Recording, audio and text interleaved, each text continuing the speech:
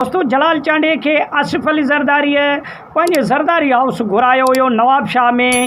पोइ छाजे करे जलाल चांडे के कलाक पूरो इंतज़ार करायो वियो ऐं जलाल चांडे के उन्हनि नौकरनि जेको आहे सो आसिफ अली ज़रदारीअ जो छो इंतज़ार करायो ऐं ज़रदारी साहब छाजे लाइ जेको आहे सो जलाल चांडे के घुरायो हुयो।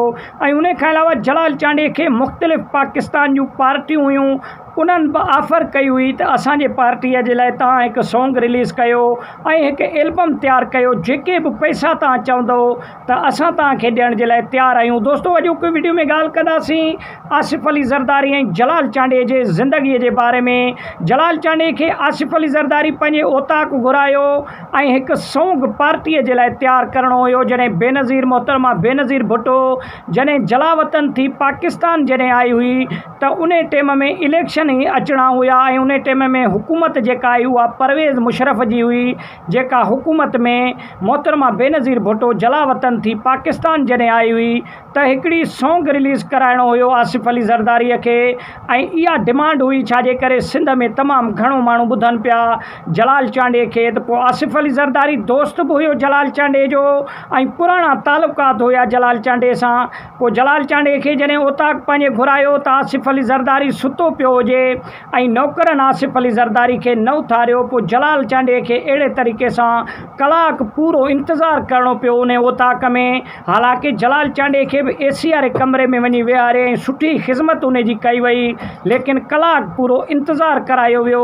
उन खां पोइ जॾहिं ज़रदारी साहब अची मिलियो जलाल चांडे सां भाकुर पाए करे, इहा तस्वीर जेका तव्हां ॾिसो पिया इहा उन टाइम जी तस्वीर आहे जॾहिं जलाल चांडियो जेको आहे सो आसिफ अली ज़रदारीअ जे ओताक वञी मिलण जॾहिं जलाल चांडियो वियो हुयो, इहा उहा तस्वीर आहे। ऐं उन टाइम में इहा तस्वीर तमामु घणी वायरल थी हुई सोशल मीडिया ते। ऐं आसिफ अली ज़रदारी जलाल चांडे खे चयो त बाबा हाणे मोहतरमा साहिबा अचे पई ऐं तव्हां असांखे हिकु एल्बम तयारु करे ॾियो पार्टीअ जे लाइ, जीअं वोट असां इलेक्शन खटे सघूं ऐं माण्हुनि खे मोटिवेट करे सघूं। पोइ अहिड़े तरीक़े सां जलाल चांडे हिकु त जवाबु ॾिनो आसिफ अली ज़रदारीअ खे, लेकिन आसिफ अली ज़रदारी हिकु बहितरीनु दोस्त हुजण जे करे जलाल चांडे खे राज़ी करे वियो ऐं राज़ी करे ऐं हिकु एल्बम तयारु करायो मोहतरमा बेनज़ीर भुट्टो जे लाइ, जेका सिंध में तमामु घणो इहो एल्बम मशहूरु बि थियो।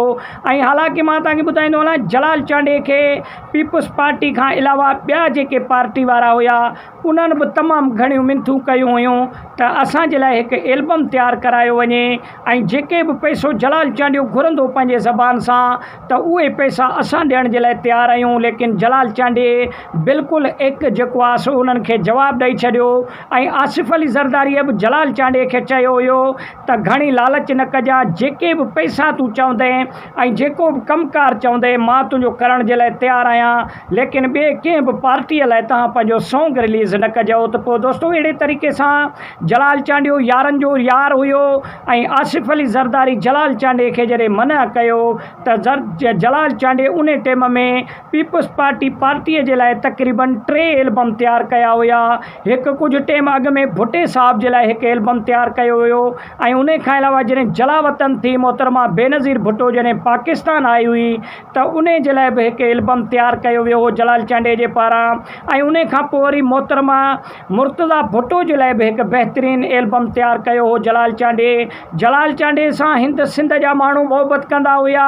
पोइ इन जे करे पार्टियुनि वारा जलाल चांडे खे अप्रोच अची कंदा हुया त जलाल चांडे जे ज़बान में पार्टीअ जे लाइ हिकु गीत तयारु कयो वञे त जीअं माण्हुनि खे मोटिवेट करे माण्हुनि खां वोट वठियो वञे ऐं जीअं सिंध में हुकूमत अचे। त दोस्तों वॾी महिरबानी, उमेदु आहे त वीडियो तव्हांखे सुठो लॻो हूंदो। वीडियो खे लाइक ऐं शेयर कयो, चैनल खे सब्सक्राइब कयो, सुठो कमेंट ॾेई पंहिंजे राय जो इज़हार लाज़मी ॾींदा।